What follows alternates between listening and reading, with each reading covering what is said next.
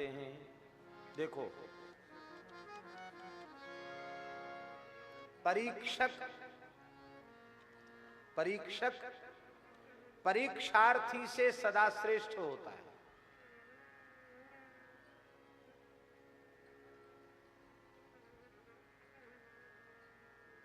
विद्यार्थियों की परीक्षा लेने वाले परीक्षक वो विद्यार्थियों से योग्य होते हैं कि नहीं होते?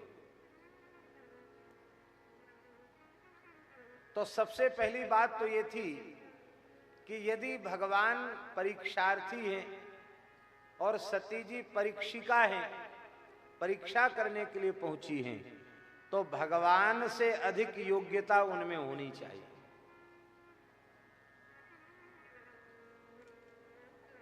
इसलिए इतने उदाहरण हैं महाराज, जिसने भगवान की परीक्षा लेने का विचार किया उसकी वह क्रिया अनधिकार चेष्टा हुई और उसका भयंकर दुष्परिणाम उसको भोगना पड़ा।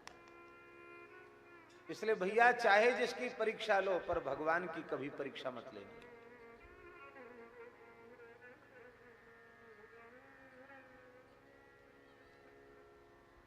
जयंत ने भगवान की परीक्षा ली।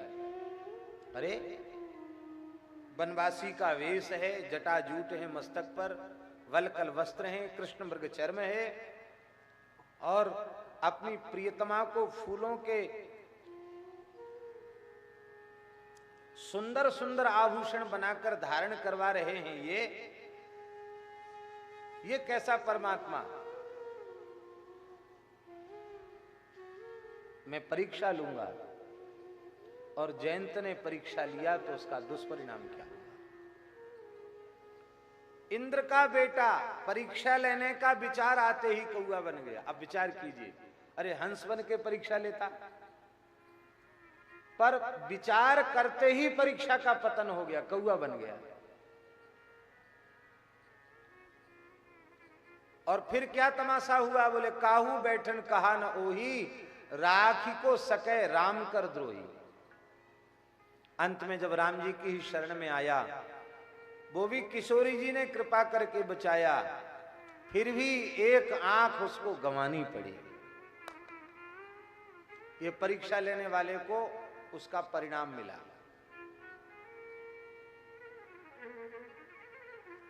सती जी का उदाहरण सामने है, और एक नहीं दो नहीं, ऐसे अनेकों उदाहरण हैं।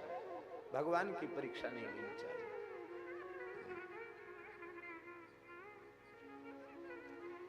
ब्रह्मा जी ने भगवान की परीक्षा ली, कितनी समस्या में ब्रह्मा जी पड़ गए। देवराज इंद्र ने भगवान की परीक्षा ली, उनकी भगवत्ता की, तब सुरभि गाय को आगे करके शरण में आना पड़ा, तब क्षमादान मिला।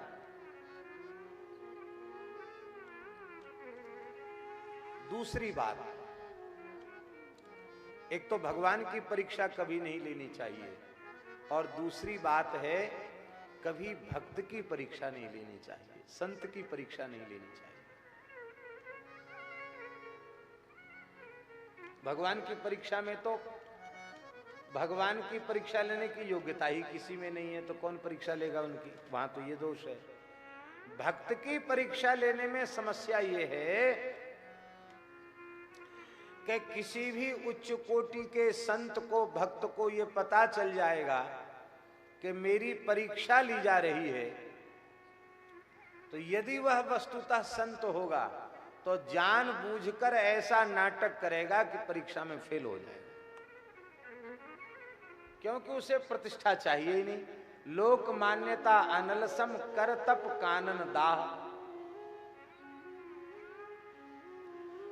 तो परीक्षा यदि संत की ली जाएगी तो असली तो नकली प्रमाणित हो जाएंगे, और जो नकली हैं,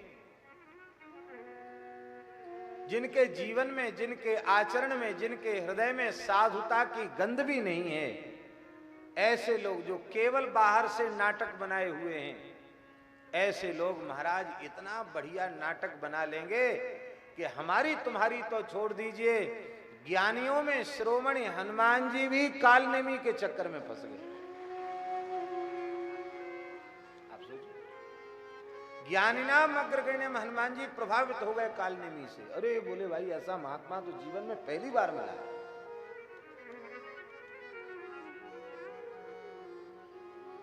अलवर जिले की बात है महाराज जी, अलवर जिले में आज भी स्थान है, वहां नाथ संप्रदाय का स्थान है, सुनते हैं भरथरी की गुफा है, उसी क्षेत्र की घटना है। स्टेट का जमाना था, रियासती जमाना था।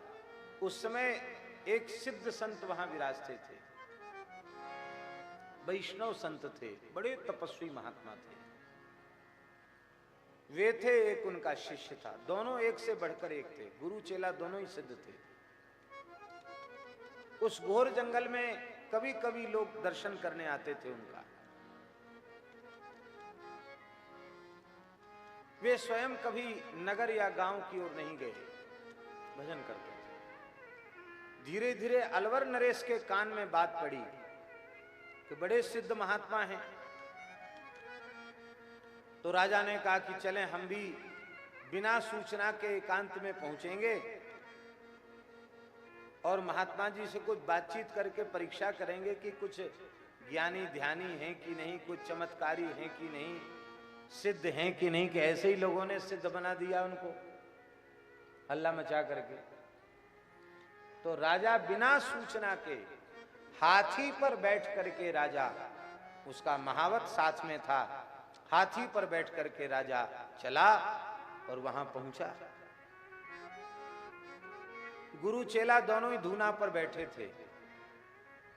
अब हाथी पर बैठा हुआ व्यक्ति दूर से दिखाई पड़ जाता, हाथी भी बड़ा होता, होदा भी ऊंचा, उस पर राजा बैठा है।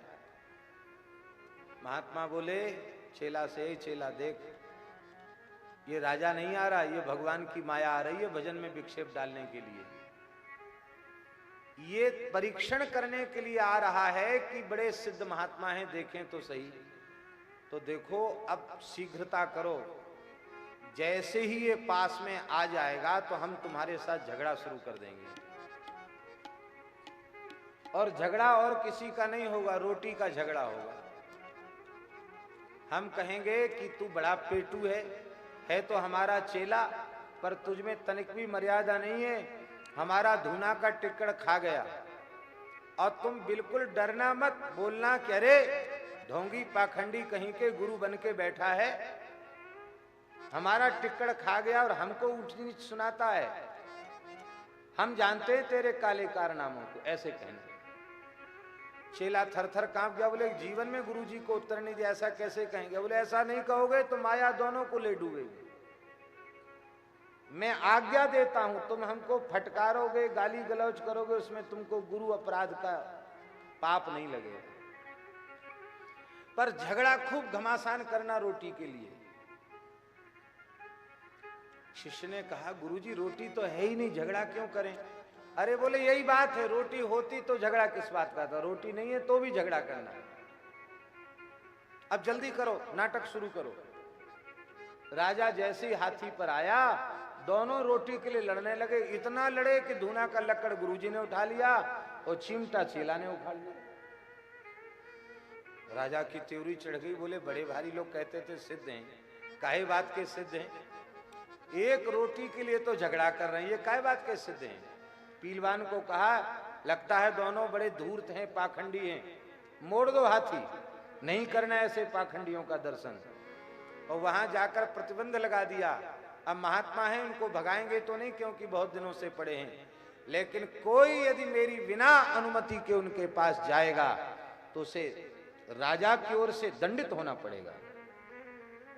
जाने पर प्रतिबंध लगा दिया। कभी कभार कोई आ भी जाता था, अब दूसरे दिन से वहां एकदम सुनसान हो गया। बोले देखो बिना रोटी के झगड़े ने माया को लौटा दिया। महात्मा ऐसे होते।